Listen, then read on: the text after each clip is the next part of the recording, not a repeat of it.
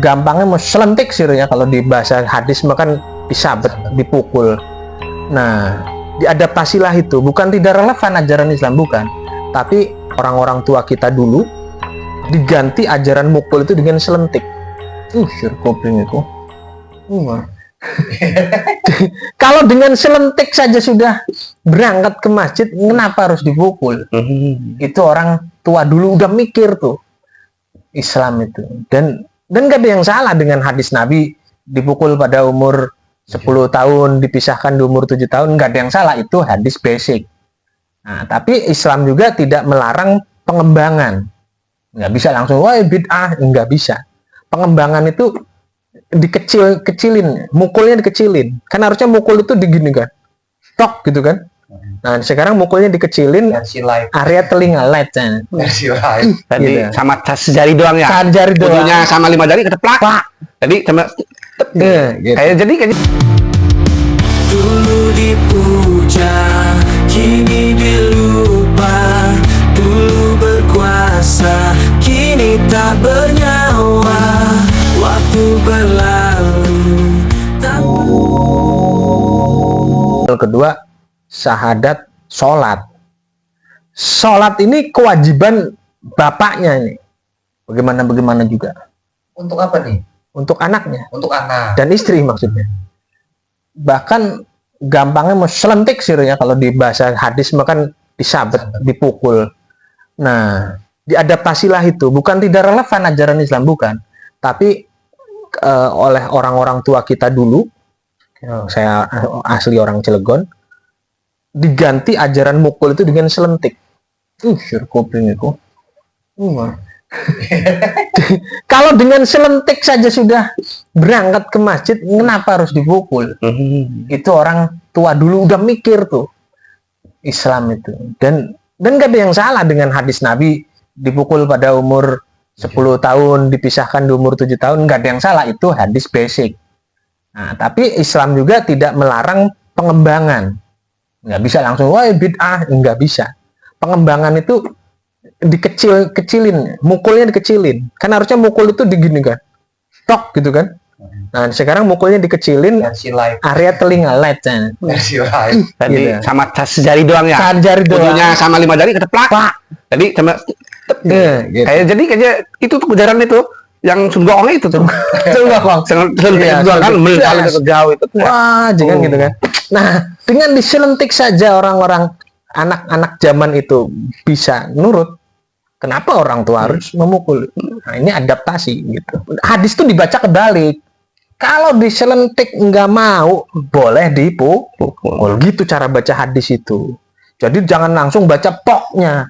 Pok tuh apa? Apa pok? Karena serga akar kalau pok itu Ujung apa? ujungnya ujung. Ya, pok itu bukan atas, bukan bawah. Pok itu ujung. Kalau Gitu. paham saya. Ujung bawah ada ujung atas. Ada ujung gitu atas. ya. Baca hadis tadi jangan langsung ke poknya.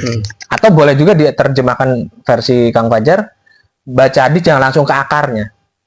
Ya kalau bisa di daun yang kecil itu selesai masalah, nggak harus ke akar gitu. Menanamkan syahadat, keimanan, dan sholat kepada anak-anaknya. Pendidikan sebelum dititipin ke pesantren atau ke sekolah umum. Itu kewajiban dulu seorang ayah gitu. Agama berarti. Agama gitu. Kalau masalah makan dan sebagainya itu ma'ruf, nggak usah diomong. Itu mah ayam, bebek, soang, kucing akan mencari makan untuk anaknya, itu sudah Allah kasih ayat kauniyahnya. Gitu. Jadi bukan itu persoalannya. Kewajiban dia kan. Waquduhan nasu wal hijarah uiddat lil kafirin. Itu yang harus seorang suami itu loloskan dari api neraka. Lolos nggak nih keluarga saya nih? Bawa nggak sepaket gitu. Kalau nggak bisa, ya sudah gugur. Terus yang kedua, Nabi SAW itu bersabda, idza sholatil mar'atu khamsaha wa asanat farja wa ta'at ba'laha dakharat min ayyi abwabil jannati sa'ad. Ya artinya seorang istri itu ketika menjadi ibu rumah tangga, yang pertama ya sholat 5 waktu, yang poin kedua yaitu sholatil mar'atu khamsa wa ahsanat farja wa ta'at ba'laha. Ini ada 2 poin, tapi intinya 2 poin ini ya nggak bisa kita terjemahan ya. Tapi diterjemahkan pun bisa. Intinya dua ini aja ngelayap gitu. Aja ngelayap berabing. Pokoknya salat 5 waktu aja Aja ngelayap itu ngelayap. jangan pergi keluar rumah tanpa izin suami gitu ya. Maksudnya. Gitu tuh. Jadi tidak keluar rumah, jangan keluar rumah tanpa seizin suami. Iya. Ngelayap namanya.